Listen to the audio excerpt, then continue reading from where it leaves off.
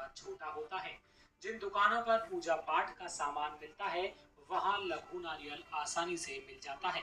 लघु नारियल का प्रयोग अनेक तंत्र प्रयोगों में किया जाता है, विशेषकर धन संपत्ति प्राप्त करने वाले उपायों में। लघु नारियल के कुछ साधारण उपाय इस प्रकार हैं, आपको बताते हैं। नंबर 1, 5 लघु नारियल एक बाजूट यानी कि लकड़ी का पटिया पर स्थापित करें और उन सभी पर केसर से तिलक करें।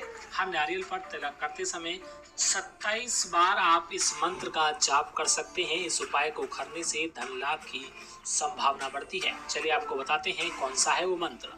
एंग ह्रीं श्रीं क्लीं नमः। इस मंत्र का आप 27 बार जाप करें। नंबर 2, 11 लघु नारियल माँ लक्ष्मी के चरणों में रखें और आप इस मंत्र का जाप करें और वह मंत्र है ओम महालक्ष्मी चा विग्रहे विष्णु पत्नी चा धीमहि तन्नो लक्ष्मी प्रचोदयात्। इस मंत्र का जाप करके आप धन धान हो सकते हैं। नंबर 3, अगर आप चाहते हैं कि घर में कभी धन धान की कमी ना रहे और अन्न का भंडार भरा रहे तो आप 11 लघु नारियल एक पीले कपड़े में बांधकर रसोई घर के पूर्वी कोने में बांध दें। नंबर 4, लघु नारियल को घर के पूजा घर में स्थापित कर रोज उसकी पूजा करने से भी देवी लक्ष्मी प्रसन्न होती हैं।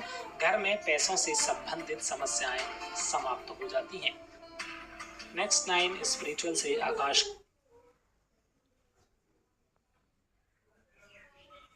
तर बघा मित्रांनो, ही मंत्र जप करून 27 वेळा मंत्र जप करून तुम्ही मारुतीच्या पायाला जर नारळ नेऊन ठेवले आणि ती दुसरं रोजी शनिवारी वाहत्या पाण्यात जर नेऊन सोडले तरी तुमचा शनिदोष कमी होतो आणि तुमच्या शनिदोष कमी झाल्यामुळे तुम्हाला सुख समाधानी लागते।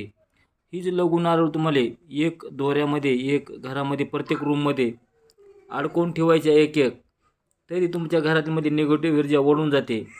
तर ह्याच्यात मधली बघा मित्रांनो, ही अखंड नारळ, ह्याच्यावरचं साल्ट काढलेलं नाही म्हणून ह्याला पांढरा नारळ मानलं जातं। ही बघा असे प्रकारे वाळून असं झालेलं, ह्याच्यावरचं एक कवच आहे, तर ही बी एक नारळातली जात आहे आणि ही लघु नारळ काळा म्हणतात आणि ही लघु नारळ पांढरा म्हणतात। अशा 2 जाती आपल्याकडे आहेत। तर मित्रांनो, अजून ह्याचा गुप्त मंत्र दुसरा एक आहे जे तुम्हाला पौर्णिमेला हे जे तुम्हाला जप करायचं आहे।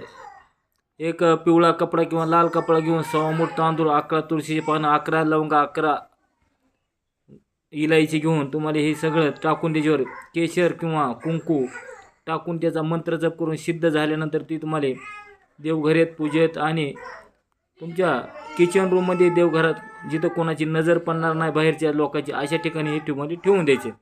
घरामध्ये सुख समाधानी, पैसा येणे, भूत भैरवासा करणे, कवटाला आलेलं गेलेलं केलेलं सर्व गोष्टी काढायला मदत करतं। जेवढा होईल तेवढा व्हिडिओ शेअर करा, लाईक करा, घंटीचं बटन दाबा। लवकरच आपण दुसऱ्या व्हिडिओमध्ये भेटू। नमस्कार, जय हरे।